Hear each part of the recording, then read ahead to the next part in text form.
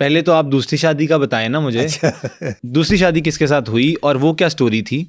Sir, madam Noor Jahan, मैंने जैसे आपको बताया कि जब वो पसंद करती थी ना किसी को, तो इजहार करने में और अपनाने में देर नहीं करती थी। और गुड लक उनकी ये थी कि जिसको वो ऑफर करती थी ना, वो इनकार नहीं कर सकता था। वो अपने आप को बड़ा ही खुश नसीब और पत्नी क्या कर समझ। क्योंकि नूरजहां एक आगे एक हाँ बंदी जी। को कह रही हैं कुछ। मैडम नूरजहां गा रही थी, एक गाना गाया उन्होंने, और गाना गा के निकली बाहर। तो सेट पर बाहर ना, स्टूडियो के जो लॉन है वहाँ जी जी। वहाँ शूटिंग हो रही थी। अच्छा उस शूटिंग में एक लड़का बड़ा खूबसूरत सा वो शॉट दे रहा था। अच्छा। मैडम नूरजहां ने उसको देखा, देखने के बाद पूछा ये कौन है? तो उन्होंने कहा जी ये हीरो नया आया है। अच्छा अच्छा, चली गई। अच्छा कह के चली गई। ये इतना अच्छा अच्छा कह कर चली गई। एक दिन वो गाना गाने हैं तो उन्होंने बुलाया, वो हीरो कहा है जरा उसको बुलाए।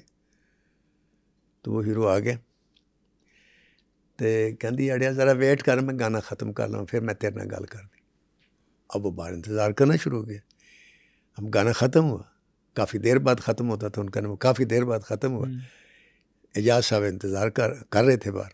एजाज साहब उस वक्त एक डायरेक्टर के दामाद थे। वो इजाज का पूरा नाम क्या था? इजाज एजाज दुरानी। इजाज दुरानी। तो सियालकोट के थे वो। ठीक है तो वो शरीफ नैयर साहब थे, उनके दामाद थे। ठीक है। वो भी लव मैरिज थी। वो अब इंतज़ार कर रहे थे बाहर। अब ये जहन में रखे शरीफ नैयर के दामाद हैं वो, और शादी हुई है, बच्चे भी हैं।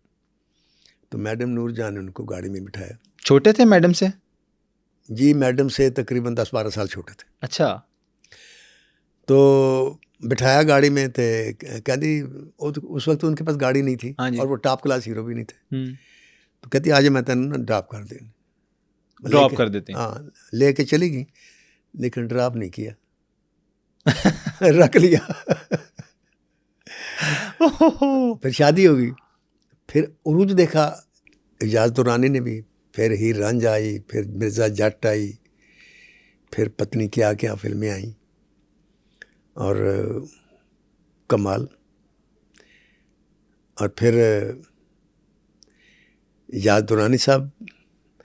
अब चूँकि ये ऐसी है ना, वो भी खेलते थे।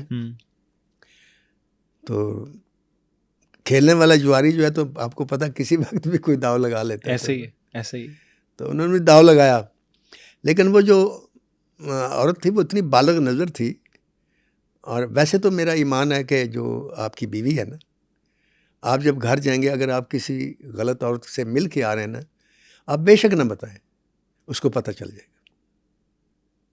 ये अल्लाह ताला ने हर औरत को एक ये क्वालिटी दी है।